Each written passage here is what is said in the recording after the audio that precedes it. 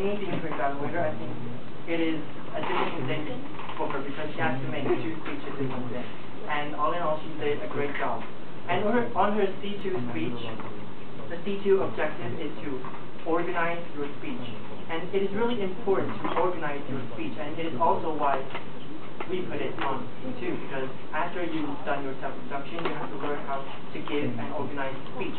It can always be helpful in any speeches, public speeches, or even your future speeches. And the first outline of organized speeches, you have to select an appropriate outline easy for listeners to follow. And it depends on the listeners who are listening. Like today, in a general club day, she chose a really surprising topic, which is the right to cry. And I believe it is all connected to all of us, because the first emotion that we learn when we're born on earth is to cry, right? Is there anyone who learned how to smile before they learn how to cry? I don't believe there are. Yes, so this is a good outline, although it's very special, I have to admit. And the second is, support your outline with direct supporting material, which means that you have to be very focused on your topic. Don't go astray. And after a discussion with me and Amy, she did a great job by, cutting the irrelated parts off, making her speech more focused. And she started with various emotions, such as giving us a smiling face and a crying face, and interactions with the audience, whether you like the smiley one or the crying one. And then that's another good thing that she did, because she had interactions with her audience. And remember that you have to stand in a good position, because if you stand too in the front, then the listeners on your 2 sides won't be able to catch your eye, and that will be a little pity if they don't get your idea. Yes.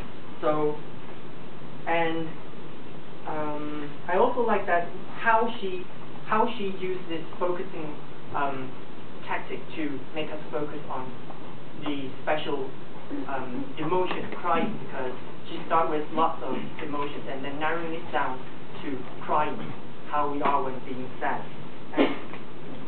And this is very good, because she tells us that crying is the human nature to express our emotions, and everyone has the right to cry,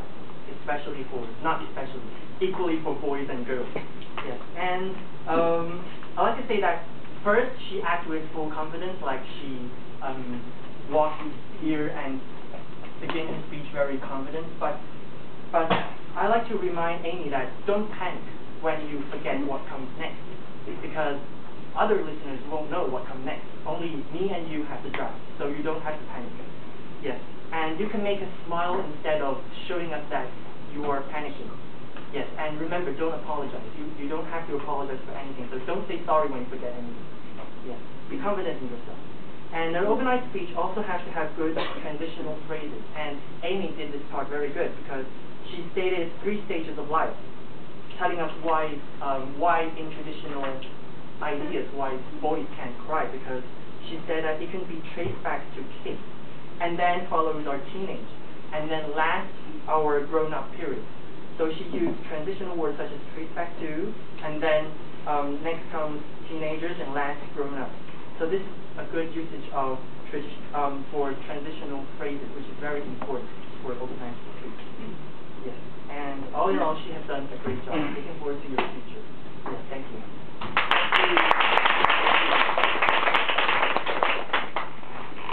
Okay, the latest